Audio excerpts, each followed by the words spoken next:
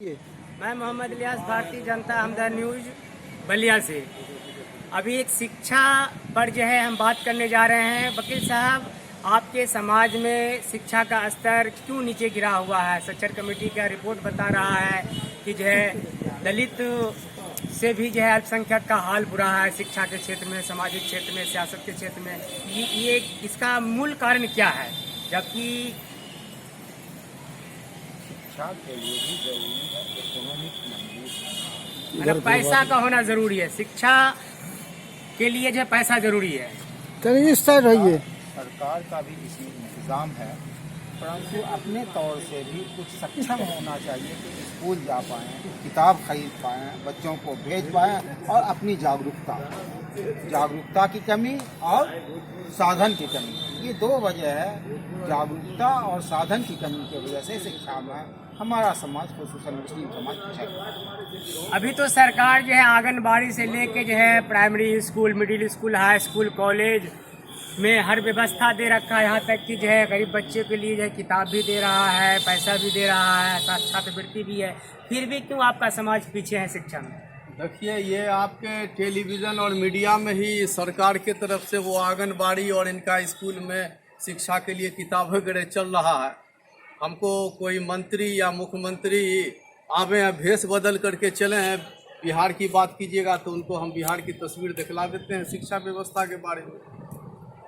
ये तो छिपी हुई बात नहीं है। हम बिहार की बात क्या कि देश ही चल रहा है मीडिया पर, कहीं कुछ है नहीं। लोग अपने नसीब से कमा खा रहे हैं। नहीं, मैं शिक्षा की बात कर रहा हूँ कि आपके समाज में शिक्षा का स्तर नीचे क्यों गिरा हुआ है और गिरता ही जा रहा है। देखिए, एक जन चेतना है, दूसरी बात सरकार की नीति। जन चेतना भी लोगों का उतना विकसित नहीं है कि एजुकेशन के प्रति उनका झुकाव हो, और दूसरी बात कि सरकार की पॉलिसी नहीं है कि वो शिक्षित करें। जबकि आप समझिए 70 साल देश की आज़ादी को हो गए, किसी एक क्षेत्र में भी देश की उन्नति आप बता दीजिए कि हमारा देश शिक्षा में सबसे आगे, टॉप मोस्ट, या मेडिकल में हम आगे हैं। किसी एक मतलब ये चीज़ का नाम बता दीजिए जिसमें हम आगे हैं। देखिए वकील साहब, ये तो कहना बिल्कुल गलत होगा कि हमारा देश शिक्षा के क्षेत्र में आगे नहीं गया है, स्वास्थ्य के क्षेत्र में आगे नहीं गया है। हर क्षेत्र में विकास हो रहा है और वो विकास जो है बलिया ब्लॉक में भी नज़र आ रहा। पहले बलिया ब्लॉक का ये हाल नहीं था, पहले जो है शिक्षा का, स्वास्थ्य का ये हाल नहीं था। आज आपके बलिया में जो है इतना बेहतरीन जो है स्वास्थ्य केंद्र भी बना हुआ है जो पहले नहीं था। सवाल पैदा होता है कि स्वास्थ्य केंद्र है, शिक्षा का व्यवस्था सुधरा है, लेकिन और सुधरने की ज़रूरत है, और सुधरने की। देखिए, आप शिक्षा की बात करें, अगर शिक्षा में सुधार होता तो हमारे बच्चे यूक्रेन में जाके मेडिकल नहीं करते।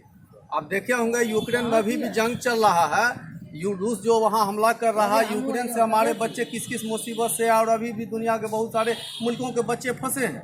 मकान बना लेने से और साफ सुथरा कपड़ा पहन लेने से, जींस पैंट पहन लेने से उसकी माली हालत अच्छी नहीं होती। आप इस हॉस्पिटल की बात कर रहे हैं बलिया के अंदर में, आप देख लीजिए कि डॉक्टर है तो दवाई नहीं, दवाई है तो डॉक्टर नहीं, और डॉक्टर की जगह पर कुत्ता नजर आएगा। किस डिपार्टमेंट की बात करते हैं? यहाँ पे ब्लॉक है, सिर्फ यहाँ अफसरशाही है, जनता का काम नहीं होता, दलाल 24 घंटा मनराते रहते हैं।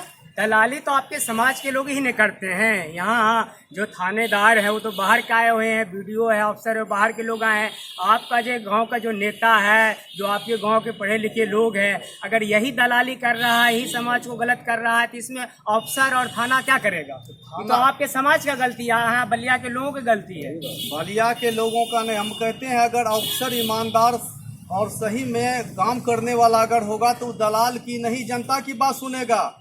जिसका चारित्रिक पतन होता है, जिस नेताओं का या फिर जिस पदाधिकारी का, वो बिचौलिए और चमचों के बीच घिरे रहते हैं।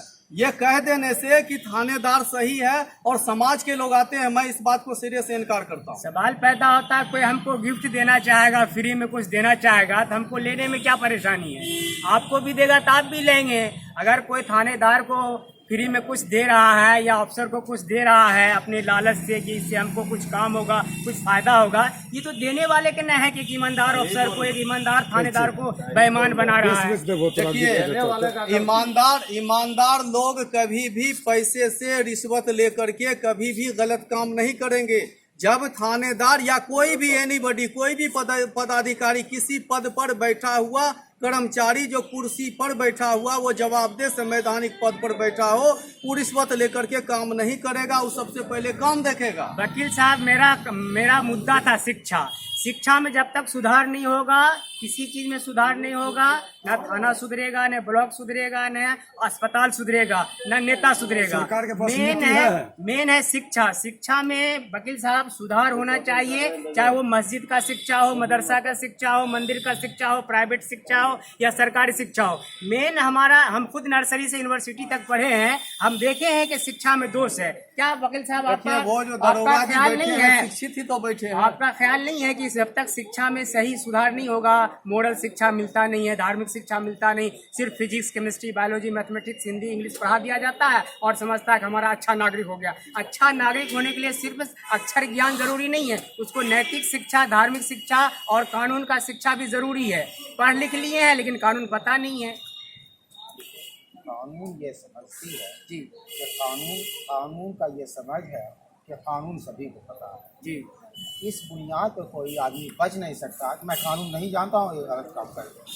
कानून समझती है कि कानून तो सभी लोग जानता है। नंबर 2 बात कि सोशल साइंस क्या है, सामाजिक शिक्षा है। समाज में लोग आगे कैसे बढ़ते हैं, उसमें आपको नैतिक शिक्षा भी मिलेगी। पुराने पूर्वजों की कहानी जो मिल रही है, शिक्षा के किताबों में, सिलेबस में दिया गया है पूर्वजों की कहानी, वो इसलिए दिया गया है कि नैतिक शिक्षा मिल पाए।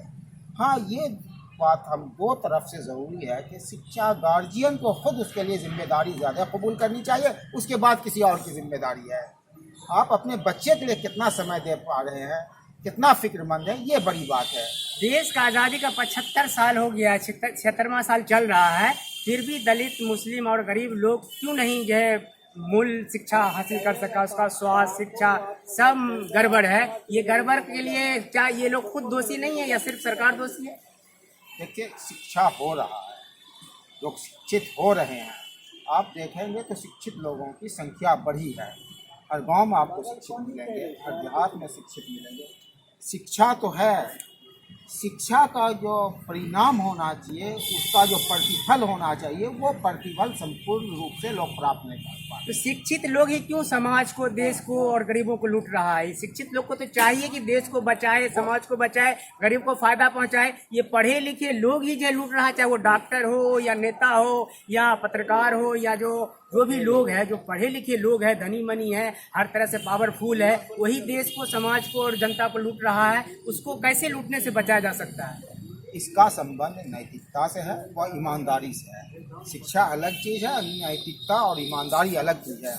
आपके इस सवाल का जवाब नैतिकता और ईमानदारी में छिपा हुआ है। सर, आप ये बताइए कि जो है शिक्षित लोग ही समाज का निर्माण करता है, देश का निर्माण करता है, देश की रक्षा करता है, और ये शिक्षित लोग ही, पावरफुल ही लोग समाज को लूट रहा है और देश को लूट रहा है और देश को खतरे में डाल रहा है। इसको कैसे बचाया जा सकता है? देखिए, सबसे बड़ी बात है कि जो व्यक्ति शिक्षा लिए वो पढ़ा लिखा लोग है ही नहीं, लिखा पढ़ा लोग है। और जो लिखा पढ़ा लोग होते हैं, वो जो लिख दिया उसको पढ़ा, उस पर अनुसंधान कुछ नहीं किया, समाज के स्तर को देखा नहीं कि उसकी स्थिति क्या है। आज ये शिक्षा की जो स्थिति बनी हुई है, ये विषमता पर आधारित सिलेबस है, और विषमता पर आधारित सिलेबस होने के कारण उनकी मानसिकता नहीं है कि आम आवाम तक शिक्षा पहुंच पाए। अगर सरकार की नीति सही है तो पहले शिक्षा नीति को सही करे, पूरे देश में अनिवार्य शिक्षा लागू करे, सम्मान और अनिवार्य शिक्षा, एक देश एक कानून एक शिक्षा का सिलेबस हो। क्या ऐसा लागू किया है? सभी के बच्चे CBSE के लिए कुछ और है, जनरल स्कूल के लिए कुछ और है। आप जानते हैं कि जो गांव में स्कूल है, जो सरकारी स्कूल है, उसकी स्थिति चरमराई हुई है, उसमें पढ़ाई ठीक से नहीं होता है। क्यों नहीं होता है? इसलिए नहीं होता है कि उसमें अधिकारी का बेटा नहीं पढ़ता है, पदाधिकारी का बेटा नहीं पढ़ता है, उसमें गरीब का बेटा पढ़ता है। देखिए, 2 लाइन, हम ज़्यादा बहस नहीं करेंगे। उसमें गरीब गुरबा का बेटा पढ़ता है, और सरकार जो बैठे हुए हैं उनकी मानसा है कि गरीब का बेटा पढ़ लिख करके बड़े लोगों का स्पर्धा ना करे, हमारा बराबरी ना करे। तो यहाँ समाजशाही मनवादी ताकत की सरकार है, और ये सरकार शिक्षा को कुचलने के लिए आई है। वो नहीं चाहता है कि देश में आम आवाम को, जो गरीब नागरिक है, 90% जो शोषित है, जो वंचित है, उसको कुशल शिक्षा मिले। अगर इसकी नीयत में खोट नहीं है और शिक्षा के प्रति इतना उदार है तो सम्मान और अनिवार्य शिक्षा पूरे देश में लागू करे। अगर ऐसा करने की ताकत सरकार में नहीं है तो ऐसा तो कर सकते हैं आप कि जितना सरकारी स्कूल है उसमें जो बच्चा पढ़ेगा उसको सरकारी नौकरी दी जाएगी, और जो उस सरकारी विद्यालय में नहीं पढ़ेगा, निजी विद्यालय में पढ़ेगा, उसको निजी क्षेत्र में नौकरी दे। ये मुद्दा है, और इस मुद्दा पर क्यों नहीं बात करते? तो टीचर तो बच्चे को जो है, टीचर को तो सरकार तनख्वाह दे रहा है और सारे व्यवस्था सरकार चला रही है ना। स्कूल खोल रहा है, कॉलेज खोल रहा है, यूनिवर्सिटी खोल रहा है, primary school, middle school, high school, सारा +2 स्कूल, डिग्री कॉलेज, तो सरकार तो पैसा दे रही है। अब टीचर पढ़ाए नहीं तो टीचर की गलती है या जो स्कूल जिस इलाके में उस वहाँ की जनता की गलती है, वहाँ के समाज की गलती है? देखिए, सरकार एक ऐसी चीज है, जब उसकी नीति स्पष्ट हो जाएगी तो हमको पालन करना अनिवार्य हो जाएगा। स्वच्छता अभियान चला, लोग हाथ नहीं धोते थे, जब सरकार प्रेशर बना दिया तो हर एक इंसान को देख रहे हैं स्वच्छता के क्षेत्र में जागरूकता आ गई। क्या स्वच्छता के तरह शिक्षा के क्षेत्र में जागरूकता फैलाने का सरकार काम किया?